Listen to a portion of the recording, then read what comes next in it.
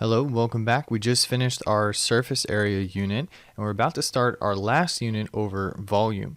Now these two units used to be a part of the same unit over three-dimensional shapes or polyhedron, so they're going to have a lot of the same vocabulary and very much this similar process. So I think if you guys did well on the last unit, this unit should be really easy. In fact, we're going to have it done in 4 days. So we'll be done 4 days. So next Tuesday, plan on taking our last practice test. We won't take a final this year in any of your classes, so no final in my class either. So we'll just spend the last 3 days of school working on extensions. My favorite extensions. We usually finish early and then get to go outside and do all the fun stuff. So we'll do my 3 favorite extensions. Oh, also, I will remind you, if you do have any photos or videos of me in class, any of the funny, goofy stuff that we've done, you know what I'm talking about, all that blackmail quality material stuff that you guys have. If you will email that to me, I'm going to put it all together and make an end of the year video. So I'll probably post something in Google Classroom about that as well. So let's go ahead and get started. So question we have is, what is the volume of the following cube? So we're not asking about the surface area. If we wanted to know the surface area, that's the area that goes all the way around it. So if this was 3 centimeters, another 3 centimeters, then that would mean each one of these faces would be 9 centimeters squared, or 9 square centimeters. And then we have 6 sides on this, kind of like a 6-sided dice. So 6 times 9 would be 54 square centimeters, or centimeters squared. That would be the surface area, but we're not interested in the surface area anymore. Now we're shifting our mindset to the volume. So the volume is how much space it takes up. So what we're asking is, how many cubic centimeters would it take to fill this, this puzzle cube looking shape? So how many of these cubic centimeters would it take to fill this up? So you can probably figure that out. You probably know the formula for it. And most of you guys probably would just multiply 3 times 3 times 3, right? Base times width times height, or base times depth times height, however you want to think of it. And that will work, but I do want to come up with a more systematic approach of solving for the volume. So let's go to the next slide here. So for the volume, the first thing we want to do is we want to find the area of the base. So this is just a 2-dimensional unit that we're going to multiply it by its height to get the final third dimension, which will give us the total volume. So over here we kind of have the first bottom layer here, which has 1, 2, 3, 4, 5. Wait, why am I counting, right? So we know how to find the area of a square, just base times height. So 3 times 3, which is going to be 9. So 9 centimeters squared. So our base is 9 centimeters squared. Then the next question is, now that's just the base. We want to know the total volume. So we need to multiply it times its height. So what's going to happen once we go from 2 dimensions to adding a third dimension, wait for it. Oh, that is so cool. Again, I'm not going to tell you how many hours I spent working on the graphics for this, but it was totally worth it. That was fun. Okay, so look, the colors match up. It's oh my goodness. I made my own cube. So on this one, now notice now it's no longer a 2-dimensional unit, right? This is no longer 9 centimeters squared. It's now 9 cubic centimeters, right? So we have a length, we have a width, and we also have a height as well going on over here. But there's still 9. That's because our height right now is 1. So if we took the base of 9 times the height of 1 right now, that would give us 9 cubic centimeters. Okay, so what about when we add the second layer? So now, that is so awesome.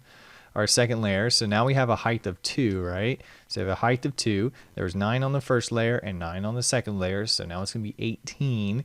Then, of course, there's going to be 3 layers all together. That is so awesome. So 3 layers all together, so 9 on the first one. I don't think I had them listed anywhere. It's kind of sad. I think I did it on the other one. Yeah, I did list it over here. So we had 9 on the first layer, we had 9 on the next layer, and then we have 9 more on the last layer. I don't know why those are square centimeters. Those should be cubic. So 9 plus 9 plus 9 is going to give us 27 altogether. And now you can see why it's just the base times the the depth, or base times width, which is 9. That tells us the layer or the bottom. And then times the third dimension, which would be the height, right? So 3 times 3 times 3 would be 9 times 3, which is 27. So you can kind of see where that formula comes from and why it works. So our base, the area of the base is 9 centimeters squared. Our height is going to be 3 centimeters. And so 9 times 3 is going to give us 27 cubic centimeters. Notice the difference between our unit analysis here. So we've got dimensions of 1, which is 1 dimension, which is our height. We got 2 dimensions, which is our base, which is an area. And then we have the volume, which is 3 dimensions. That's telling us how many of these cubic centimeters it would take to fill up the whole cube. All right, so our formula is the volume is the base, the area of the base, right, times the height, not just the dimension of one of the bases or anything like that. This is referring to the area, just like we did with our surface area unit. All right, so what about with this cylinder? So it's the exact same formula with a cylinder. It's still the area of the base times the height, but now we use a different formula for the area of the base. So if we have a cylinder with a radius of 2, then how are we going to find the base? So the area of a circle is pi times a radius squared. So pi times 2 squared is going to be 4 pi. So our base is 4 pi. So right now this is 4 pi units squared for the area, but then we have to add and count how many layers we have, right? So our first layer is, there we go, that's what I was looking for, is going to be 4 pi, right? So 4 pi units cubed. So there's 4 pi of these. Now remember, 4 pi is an exact value, not an approximation. But if I do 4 pi here and then I can hit the convert button, it'll change it to a decimal, which is close to 12, right? So about 12 and a half, or 12.56. And this is the exact amount. And if you notice here, we have 1, 2, 3, 4. So I didn't really do it quite to scale, but how many whole ones do you think we have? We got 4 in the middle, then like 5, 6, 7, 8, maybe something like that. Then we add all the parts together. If I did this actually like, well, no, that is actually to scale because there's 2 here. Anyway, so we would end up with about 12 or 12.56, this decimal exactly, or just 12 pi or 4 pi would be exact. Units squared, which is the number of square units that we would have here. All right, now that was just our first layer. So we're going to end up multiplying that base times our total height, which is 4, which is how many layers we have. So 4 pi plus another 4 pi plus another 4 pi plus our fourth layer, which is also 4 pi. That was a lot of fun to make too. So anyway, we have 4 pi times our height of 4, which is going to give us a total volume of 16 pi units squared. So this one would be units or units cubed. So units squared for the area of the base, units for the height because it's 1 dimension, and then the volume would be in units cubed. And I didn't choose the units for this one, so it was just kind of a generic one. All right, so that was it, 8 minutes, and I'm pretty sure I talked just introduction for like a full minute at the beginning. So really short lecture, really easy stuff. So if you guys want to go ahead and get out your assignment, we'll go ahead and get started on that. So on number 1, we want to identify the base. Now remember, I made a whole separate video about how to find the base, and the proper way to do it is we know that the lateral surfaces are going to form rectangles for any prism. And so when we're looking for the base, we're just looking for a face that is not a rectangle. And in this case, all of the sides are rectangles. All the faces are rectangles. So when that happens, we default to the one that's on the bottom. And that's how we orient it. Now, technically, we could do the formula with the base being on the right face here, the right side, or the left, or the back, or the front, or the top, or the bottom. It doesn't matter which one you choose, you'll get the same answer. But if you want your answers to match the answer bank on the homework, then default to the base, to the bottom for me. So find the base. The area of the base is going to be 10.5 times 8. You can plug that in the calculator. So 10.5 times 8, which is going to be 84. Okay. Multiply, so 84 squared centimeters. Multiply that by our height. So this is our first layer has 84 squared centimeters. And then we multiply that by the number of layers we have, which we'd have 12 layers going all the way together. I didn't make this one go up. That would take a lot of time, especially if I alternated the codes and filled them in. That would be a lot of work. And I didn't want to do it. All right, so anyway, the height would be 12. So 12 layers times 84. So we're just going to take our 84, multiply by 12, which will give us a total volume of 1008. So our height is 12 centimeters and 1008 centimeters cubed would be our total volume. I think if you look on the worksheet in the instructions, it says that H is not going to be included on the answer list. That just makes the answer list a lot shorter because I know you guys can find the height, and if you found the volume correctly, then it means you found the height as well. So also, if you see the ones that are bold and italicized, those are going to be the answers are going to be on the answer bank, and the ones that are not, like the H that's not italicized and not bold, means that it's not going to be. So you should be able to figure it out, but I also wrote it in the instructions for you as well. We'll save you some time. All right, number 7 says the base is a square, 4.5 centimeters on a side, and the height is 5 centimeters. So it's going to look something like this. Now you don't have a picture, so you should be able to just go from the description to being able to find out what the base is and the height. So they told us the height was 5 centimeters. So for the area of the base, it's 4.5 times 4.5, right? So I color coded it so you can see what's going on. So we're going to do 4.5 squared, which is going to be 20.25 centimeters squared. And to find the volume, we just have to multiply it by the number of layers. Well, we'd have 5 centimeters, so 5 layers altogether. So multiply that times 5. And that'll give us our final answer of 101.25 centimeters cubed. All right, look at number 9. So on number 9, the first thing we have to do is identify the base. Well, it's a little easy on the video because I color code it. The base is going to be green, right? But what we're looking for, we know the lateral areas going around the bases are all going to be rectangles. So do you see any shapes and this triangular prism that is not a rectangle? So the only shape that's not a rectangle would be the triangles, right? And we also notice, this is a description, not a definition, but we will also have another congruent triangle on the parallel plane behind it in this case, right? So this is our triangle's our base, so we want to find the area of the base. Notice that these two are perpendicular to each other, so that means that one of them is the altitude of the other one, which is the base. So 7 times 35, but because it's a triangle, we have to divide it by 2. So I'm going to do 7 times 35 divided by 2, which is 122.5. We're dealing with square millimeters in this case.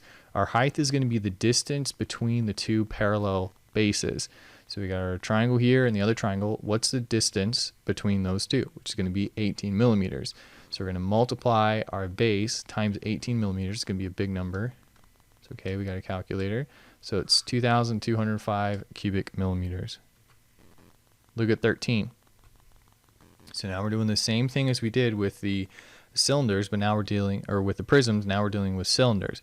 The only thing that changes is when we're finding our base, the area of the circle, which is going to be our base for the cylinders, but those are pretty easy to identify, you're going to use pi times the radius squared. That's going to be the formula for the base. So in this case, it tells us that the radius is 8.5, so I need to square that and then multiply it by pi. But I'm actually going to leave my answers in terms of pi, and you'll see that in the answer banks as well. So all I have to do is 8.5 squared, and so it's going to be 72.25 pi, and then meters squared. Now, the actual meters squared meters is when we multiply this times pi. So that value times pi, and then I'm going to convert it so it gives it to me as a decimal. So the actual area of the base is going to be 226.998, and then all the precision. But I would prefer to leave it in terms of pi because that's the exact value, not a decimal approximation. All right, so the height is going to be the distance between the two parallel bases, which is the circle on the top and the circle on the bottom, which is going to be 7 meters. And then to find the volume, we just have to multiply. So take the area of your base, which we said was 72.25 pi, and then we're going to multiply that times 7, the number of layers that we would have, which is going to be 505.75 meters cubed, or pi meters cubed. Because again, we're still leaving them in terms of pi. All right, look at 19. So we're on the back side here. So on the section 17 through 20, you're going to have to use some area by decomposition in order to be able to find what the area of the base is. So these are our special prisms, or or parts of a cylinder if you look at number 20, right? So on this one, our base, we see all the rectangles, right? But the one that's not a rectangle, or in this case a unique one, is going to be the one on the right surface here. So what we want to do is we want to find the area of the rectangle minus the circle, because if you see here, this circle is kind of like a hole that's been drilled through it, so there's no volume there that we have to account for, so we're taking that part away, which is kind of cool. So what we want to do is we want to find the area of the rectangle, then we want to subtract the area of the circle from it, and that's going to give us the green area here for our cross-sectional area. All right, so area of the rectangle is going to be 8 times 10, which is 80, and then we want to subtract, if this is 4 inches, that's the diameter, it means the radius is 2, well 2 squares back to 4, so it's going to be 4 pi. So we're going to do 80 minus 4 pi, which is, when we put that in the calculator, so I'm going to do 80 minus 4 pi, and that's going to give me, 67.34, or 43. Sorry, my dyslexia is showing. All right, 67.43, and then our units are inches squared. The height is going to be the distance between these two bases, which is going to be 18. Again, color-coded to make it easy for you to see. And then the volume, we just have to multiply. So take this value, and we're going to multiply it by 18. Now, if you notice, I'm not using a decimal approximation. I'm using the entire value, or at least as much as the calculator stores. So when I have this A and S, that's the previous answer times 18. And so if you're not getting quite all the same decimals that I'm getting, you should get close enough to get to the right answer. But if you're not getting all the precision, it's because you rounded somewhere or you didn't use pi. If you don't use the pi button, if you use 3.14, you'd be better off using 3.14159 or 3.141592654. As much as you can remember, that would be better. But the best thing is just use the pi button. All right, so 13.81 inches cubed. Yep, that's it. And if you want to know what pi is, you can always just hit the pi button and convert, and it'll give you all the decimals that it can display. So those are the ones that I have memorized. I don't know what goes beyond that because it's not really useful at that point. All right, 21. So on this one, they give us the volume, and then they want us to solve for the area and then the height ultimately, which is x. So on this one, the volume they say is 576 cubic centimeters, and then to find the base, well, if we look here, is there any sides that are not rectangles? Yes, the triangles, right? So the triangles, this is going to be a triangular cylinder, or triangular prism. I don't know, I'm getting those backwards, but anyway, triangular prism. And so find the area of the base, because these are perpendicular to each other, is 8 times 8 divided by 2. So that's half of 64, which is 32. So 32 square centimeters. And if I know the base is 32 square centimeters, and I know the volume is going to be 576 centimeters cubed, then I can find the height by dividing those two, right? So 576 divided by the cross-sectional area of the base, right? So 576 divided by 32, and that's going to tell me how many layers I would have, which would be 18. So x, the height in this case, is going to be 18. That's funny. Is 18 centimeters. All right, that's it. So 18.5 minutes, probably one of the shortest ones that I've done. So you're welcome. I'm going to do a little pro tip for you. Those are things you have to look forward to. I'll show you how I made this. So basically, this is just a background from the device to change the color, right? And I did the same thing with the other colors. But that's not like an image. That's a smartboard creation or whatever. And so I have to use a snipping tool to create it into an image, which I can copy and paste, and then right click on this to set image transparency, and it's like Photoshop, like all built in. It is so cool. And that's just one side, and oops, so you can see I just combined the 3 sides together. Anyway, and then I use thicker sides, which would give it the crisp edges that you see in the final product. Anyway, so cool. Learned a trick, and that's how I made like pretty much all the stuff on this slide. But anyway, fun stuff. That was just a minute. All right, I will see you guys later. Bye-bye.